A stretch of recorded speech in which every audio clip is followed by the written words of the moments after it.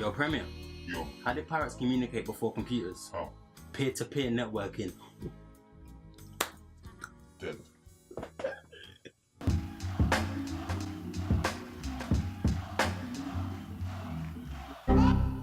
Yo, what's good? It's your boy Premier. Today, basic input and output, son.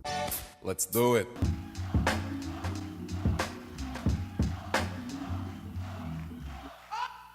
Alright, so let's start with input. The one thing that separates a computer program from, say, a movie is that it produces results based on the inputs that we give them. It's interactive. See, if we weren't able to give a computer any input, it'll basically just be a slideshow. It will do the same thing every single time that it's run. This is where input comes into play, son. So to read something, we need something to read into. Somewhere in the computer's memory to place what we've just read. That something is an object. In the last episode, we went over objects, what they do, how they work in mad detail. So just pre that if you're unsure. Also note this, when I talk about memory, I'm not talking about disk storage. When you run a program, the data is stored in RAM. As soon as you close your program, that data is gone, unless you explicitly write some data to disk. We'll cover that when we talk about file streams, some more complex input and output. So yeah, that's the important thing about input. It allows your users to communicate with your program rather than just watching passively. Simple as that, buddy. So output. We did briefly cover this in the second episode, but hey,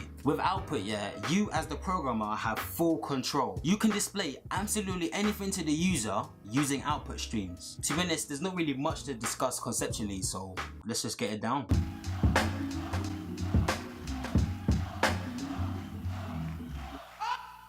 So before we start with I/O, let me introduce comments. They're completely ignored by the compiler. They're just meant for us humans. They're there to help other programmers understand your motives. And to be honest, to help you, remind you of why you did something. So you can create a comment by putting 2 forward slashes in a row. Anything after that on the rest of the line is now a comment. Also, starting comments with /* and ending them with // are block comments. These are comments that can span multiple lines. Anything between these two markers are part of the comment. Okay, cool. So when we deal with input, we have to deal with variables. Even though we're going to read some data into a variable, we do not want to create an uninitialized variable at all. So in the last episode, we did discuss assignment.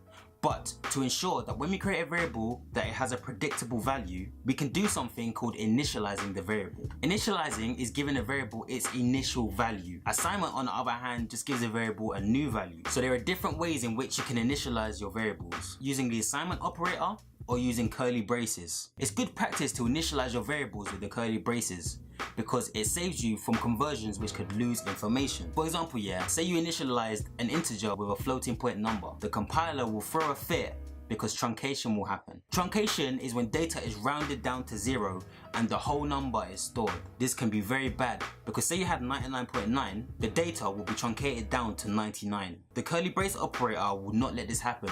It will prevent your program from compiling. The assignment operator, on the other hand, does let this happen. You see, another dope thing about the curly brace operator is that it will initialize your variables by default if you put no values in it. Default initialization is mad useful when you don't know what data you want to put into the variable at that exact time. For numerical values, the default is 0. For Boolean values, the default is false. And char is \0, meaning no character. Okay, anyways, input. So let's create a variable called myAge and default initialize it. Next, I want you to write cin, put 2 greater than signs, and then put the variable myAge, and then end the statement. Okay, so cin is a standard object used for reading input from the user from the console window. The greater than signs are input operators. Think of them, yeah, as getting data from cin and putting it directly into the variable. Okay, so let's run this, type in an integer and press enter. Now the program has ended. It stored the data in the variable, but that program was pretty whack. There was no communication from the program to the user, so let's sort that out. So we're gonna add some output to this program. Write cout,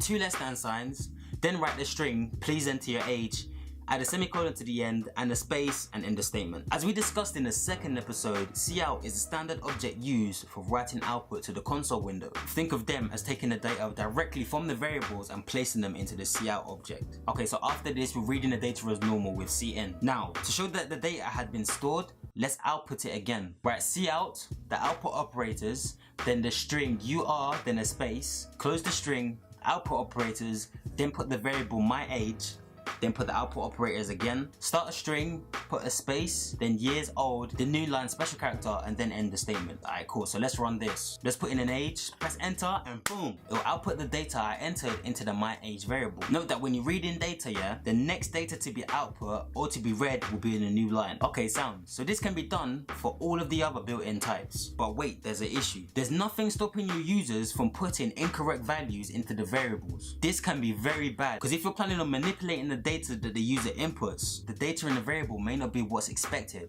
And this can end up crashing a program or making it behave in unexpected ways. Like say here, I enter the data correctly and it's fine. But say here, I enter a number which is out of the range that an integer can store and it starts to bug out. Don't stress, because this falls under the category of error handling, which I'll dedicate future videos to for sure.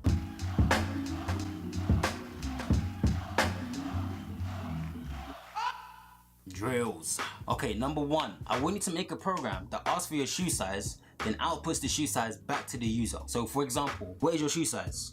And you type in 11, and it outputs your shoe size is 11. Simple as that. Second exercise, I want you to play with the special characters that use the escape sequences. You see, in a previous section, I briefly went over the special characters, but I didn't show you what all of them do. So now I want you to use them in your output to see what they do and how they work. And also, just turn up your volume a bit when you do it as well. So have fun, keep pushing, see you in my next episode. Peace. Be proud of who you are. Be proud